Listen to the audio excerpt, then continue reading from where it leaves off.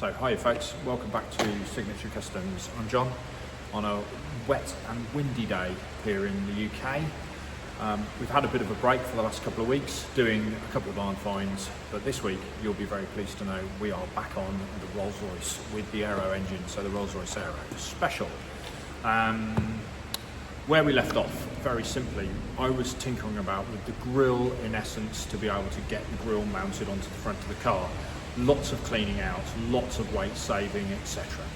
This week, we're actually going to fit it. So there were a few design ideas with this that I went backwards and forwards on, and how I was going to do it and so on and so forth. That changed a lot, and I won't bore you with lots of it because I actually made about 2 different brackets before I started, so we'll just do the bracket I actually ended up with. But yeah, in essence, this video is about the grille and getting it in place. I hope you enjoy. It was a massive amount of work, so thank you very much, and I'll see you at the back end of the video. So I'm moving on with trying to get a general overview and design of how this is all going to sit. So one of the things I need to do fairly early on is get the radiator grille, the cowling, into the correct place. I've managed to sort of get the grille where I want it, so it's just some little bits here. I want the grille to sort of be in line with the axle. At the front, I'd like the radiator to sit a little bit below the chassis rails, giving me enough clearance from the I-beam at the front, but also just dropping it down to give less clearance over the top of the engine, if that makes sense. The other thing is I've got to have the radiator, so there's clearance for the carburetors, and I can adjust this at the top here. I obviously don't need the cooling section, but I quite like to still have the ability to open up the front grille so that I can get air to it. So particularly when we're stood in traffic, because this is air-cooled, we're going to want to get air in here. So this is the exact reason why I wanted to start doing some of this, is you forget stuff, you forget how much work's involved in things, and when you're talking to someone in 20 years time when this is on the road, and somebody says, "Oh, what have you done to it?" And "Oh, I've changed the grille to to adapt it to an air-cooled engine." I'm now on my third sort of set of days working on this.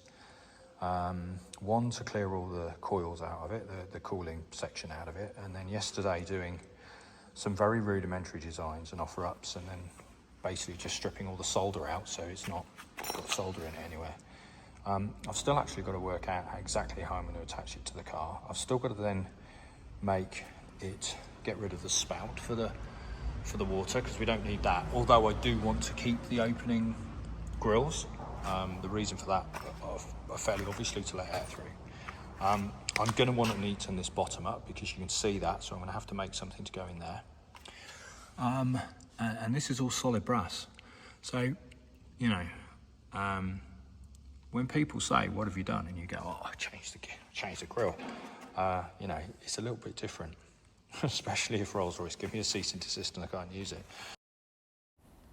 I'm really drawn on what to do with these sort of scenes where I've obviously forward wound it or sped it up or whatever you want to call it, and there's no vocals, there's just noise, and I really don't know what to put. I know a lot of people put music over the top, but I'm not really sure how to do that because I'm a technophobe, but also I don't know how to do it.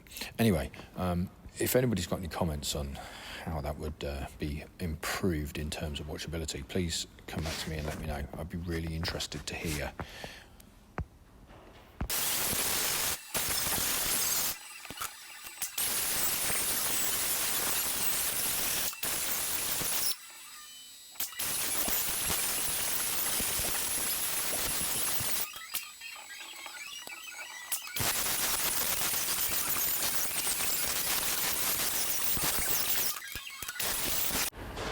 Obviously we don't need the little water spout coming off the top of the radiation anymore, so that can be removed.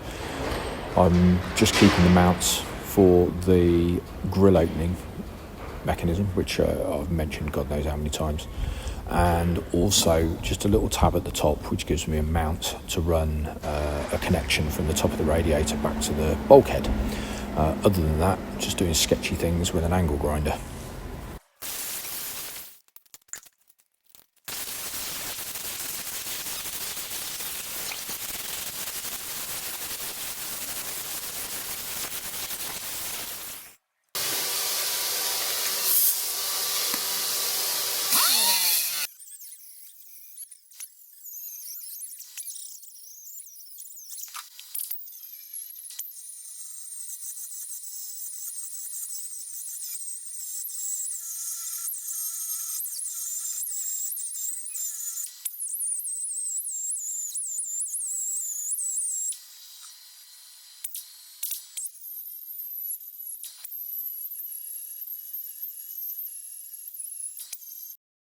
one of the things I've looked at is how we turn that into something sort of reasonably acceptable. Just been killing some time with the grill really. Got plenty of work on this week, so I'm a bit busy, but trying to grab some time, and I've literally started just cleaning back some of the grill. Doing this relatively simply. I think I'm going back to the nickel. It's probably the way to put it. And I've got my little polisher here, which is a little hand polisher, which does just single polish, single rotation. And I've cut up a Scotch-Brite pad. So these are the grey ones that I use for bodywork paint, just for scuffing paint for blow-ins. And I've cut them down. That's what I'm talking about. And I've used a little bit of Autosol, our trusty friend. And basically, you can take that and clean it. And it comes up really quite well. So I'll try and do a little bit of a time lapse.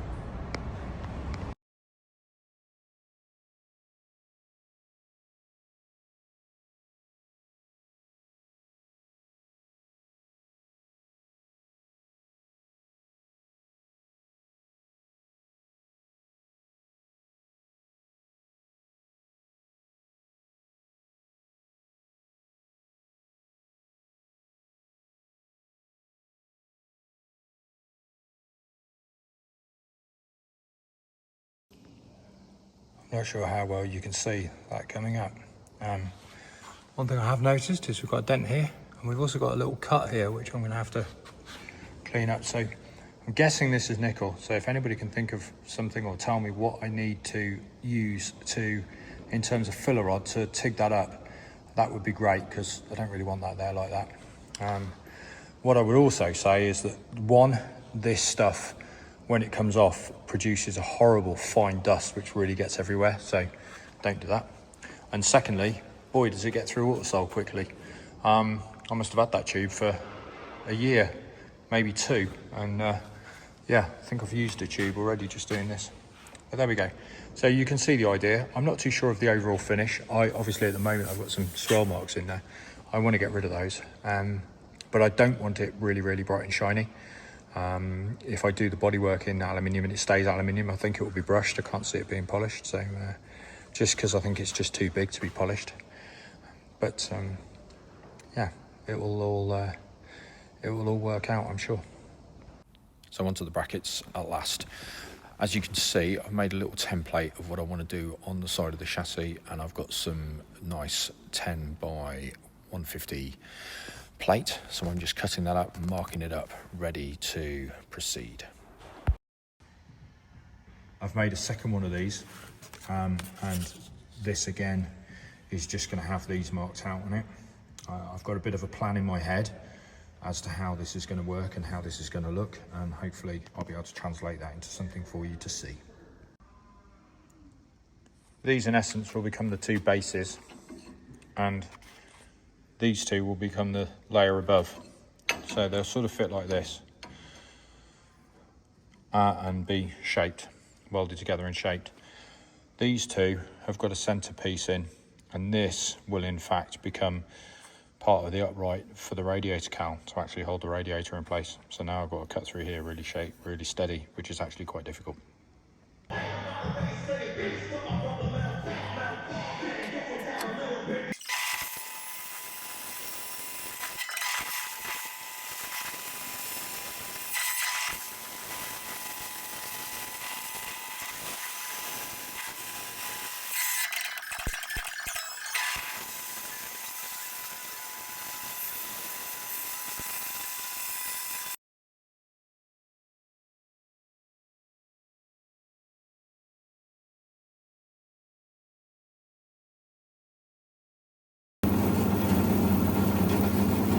Gradually cutting these down to somewhere close to the correct shape.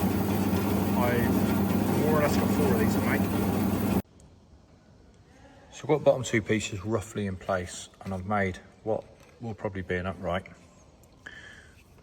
I'm just hoping, I know it looks like a cock and balls. Obviously when it's one piece it won't, and when it's got a rib down the middle, sounds worse, doesn't it? And then the idea is to mount the light holdings off there. Not too sure exactly where they'll go. These are aluminium and cast, so it's trying to produce all of this into one, and on top of that to hold the radiator in place. So the radiator is just a shell, but it's still very heavy. I quite like these shapes, aerodynamic, almost Art Deco, in keeping with the period of the car. But I'm going to reserve the right to change them at any second. Well, I've cut those out in 2 sections each, mainly because the width wasn't too wide to get it out of one piece. So that's going to go up the side, and then there's going to be a rib come down the middle, and also the mount for the headlight, which I think will look quite nice. Carrying on with these front end pieces, I need to move the radiator cowling back, probably about 2 fingers worth, i.e. that sort of width. Haven't actually measured it, but I've got some space in front of the carburetor system. So with the template, I can go back as far as that hole really with the template and end up with where I want to be in terms of, sorry, not that one, the one behind, that one, in terms of getting that where I want to be in terms of the actual mounting. So I've got 2 of these, obviously, one with a tab on, one without. So the one without the tab is the first one I need to bend to the contours of the chassis. So that's what I'm going to do first. Nothing special here really, this is just a hydraulic jack in a press, and I'm just going to very gently manipulate it into a very slight curve.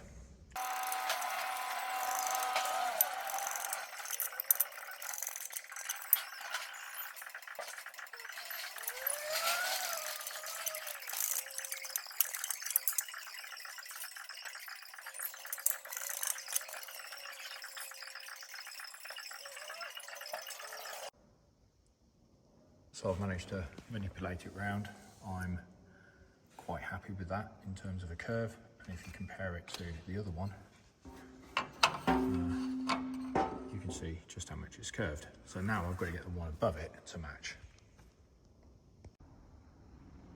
So I've now got the 2 pretty much exactly how I want them. They're going to have to be thinned down a bit obviously, and they're going to have to be sanded down so they're perfect, but then they can be joined together in holy matrimony. I think I'm going to do one of these at a time, just in case I change my mind halfway through, because it's going to be quite a statement piece this is, and I'm not too sure exactly whether it's going to look in real life like I think it looks in my head. My head's not a good place to be.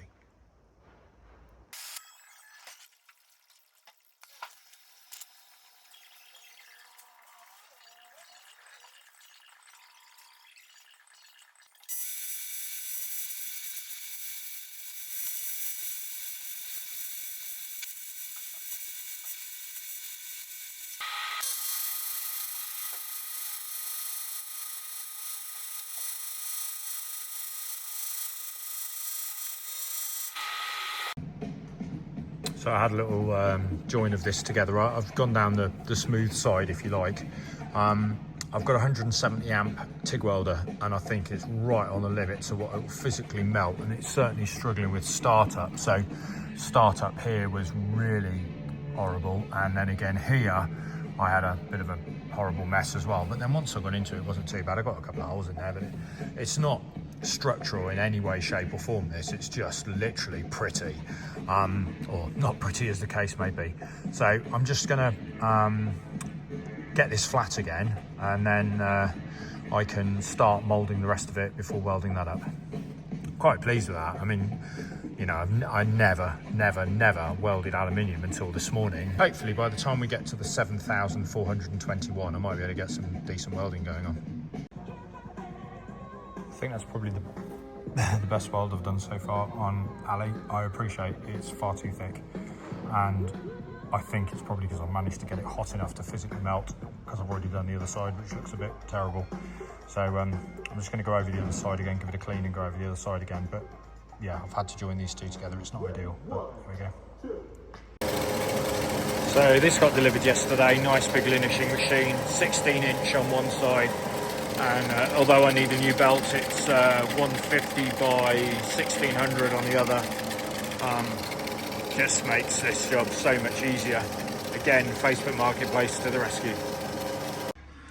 Quite pleased with how this has gone. So basically we've taken some 10 by, 3 meters worth of 10 by 100 plate, aluminium, cut the shapes out, which you saw the other day, and then bent them to the angle of the front of the chassis, welded those together, welded the other two pieces together because I couldn't get that out of one piece, and ended up with a solid piece to all intents and purposes of aluminium, which now has this, which will fit on there like so.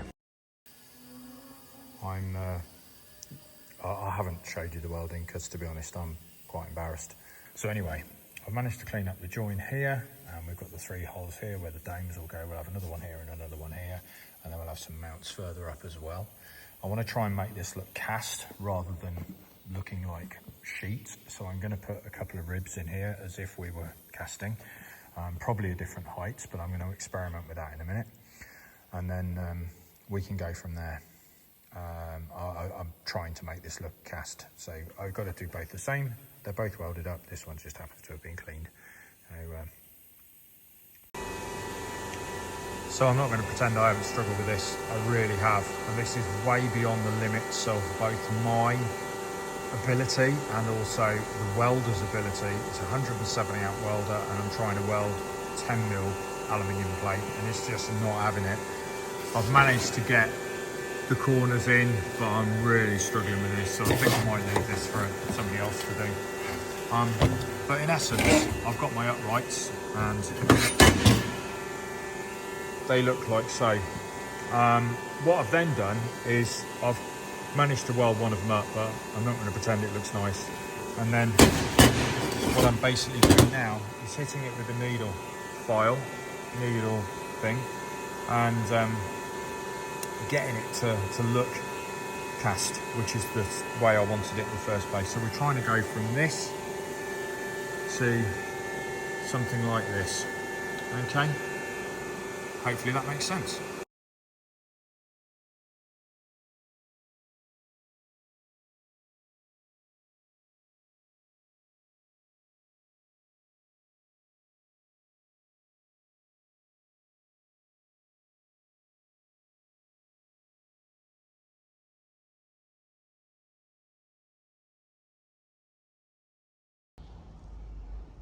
So a bit of time lapse there. I've purposely avoided videoing the welding because it's taken so long to do, because I am literally just trying to, I've got it in place in terms of how it's fused here, and I've welded across the back, which again, it's fused. It's not very clever, but it's fused. But this bit here, I've just struggled so hard with, it's ridiculous. So anyway, we started with 2 pieces of 10mm, which we bent. We welded those together.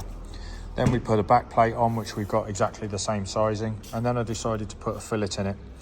I was going to try and lighten it and make it look a bit more lightweight, but in all honesty, I want it to look like it was from the 30s, which it obviously isn't. So I now have something that looks quite cast, and obviously it will continue to age. And if I'd look at it and think, oh, I prefer that to be dulled down a bit, it's quite aggressive, the needle file. So as and when it dulls down, because this is now fresh aluminium, as and when we get the oxide on it, and maybe we can take a bit of the sharpness off over time, it should make a big difference. Just for comparison, these are what I intend to mount the lights on, and these are again just cast aluminium, and as you can see, they're not a million miles away in terms of what they look like. How these end up being mounted is a whole different ball game, but that's what I intend to use to mount my lights. And I'm still not sure of my lights. I have got about 3 or 4 sets of lights, all of which I quite like, but I'm not sure. I haven't put any of them on and sort of gone, oh, that works. So that's a bit of experimentation, but it needs the grill on first to be able to do that. As with everything, we look and we think whether we're doing the right thing. So I'm going to have a little bit of a change of this. I'm going to put the bolts in. I'm going to put I want to put dome head brass countersunk bolts in. because I just think they'll look nice. But I also think that maybe the Rolls-Royce ones might work, so I'm going to just adjust some coach bolts. I've put a screw in here, which is going to hold the radiator, and another two here. I'll probably put one back here as well. I've got the radiator vertically, but I'm now thinking that this is too big. I think maybe I just come around here. So I'm going to draw that out and just see what that looks like, and then maybe adjust that. Excuse the chainsaw in the background, but I much prefer it like that. I just think it's a little bit smaller, a little bit more, I don't know whether delicate's the word, but it's not as imposing as it was when it was right up here. So yeah, I'm pleased with that. All I've got to do now is make another one. So the driver's side one is in. I've got to make some bolts, or buy some bolts. I quite like the idea of brass dome-headed countersunks, just because I think they'll look really nice. I'm quite pleased with how it looks today. Once it's dulled down, I think that'd be really nice. The radiator is in place, and that's the other side, which still needs a fair amount of work, obviously. I wanted to try and keep these in some sort of order, so this actually happened before the mounts were finished, but just literally while I've got the grill out, just wanted to give it a clean up. So as you can see, the bottom's relatively clean, but the sides need a load of cleaning up. There's still all that green and different layers of metal on there, and the grill slats on the top all need cleaning off as well. So in order to do that, best way to do it is to take it all apart.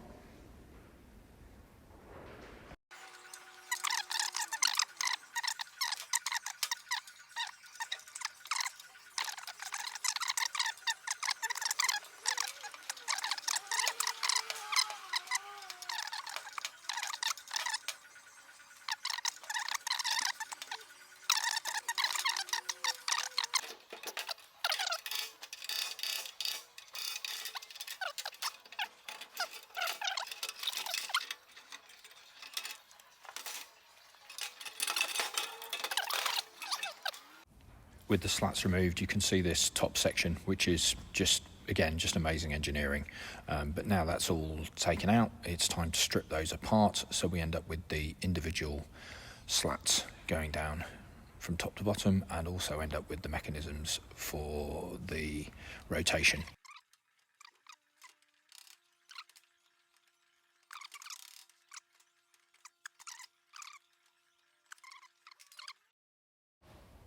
So now they're all separated, time to clean up.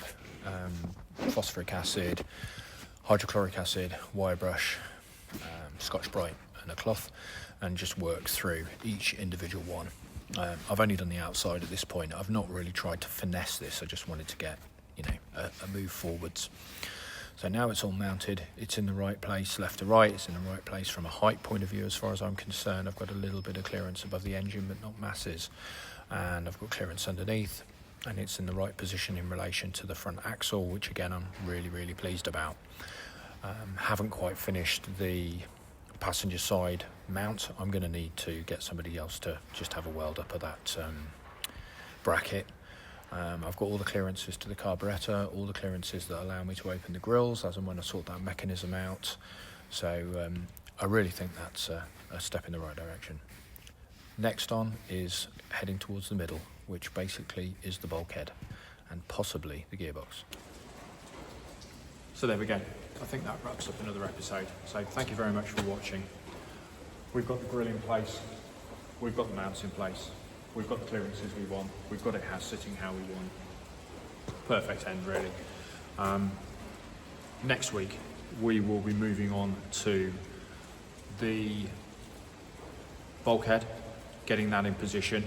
That needs a bit of straightening. We're also going to be looking at the gearbox setup, which again has been a real long, drawn out process. But if you want to watch that, you're going to have to wait until next time. So hopefully I'll see you then. In the meantime, please like, please subscribe, tell your friends, leave a comment, do all the usual algorithm stuff for us, and I'll see you then. Thanks for watching.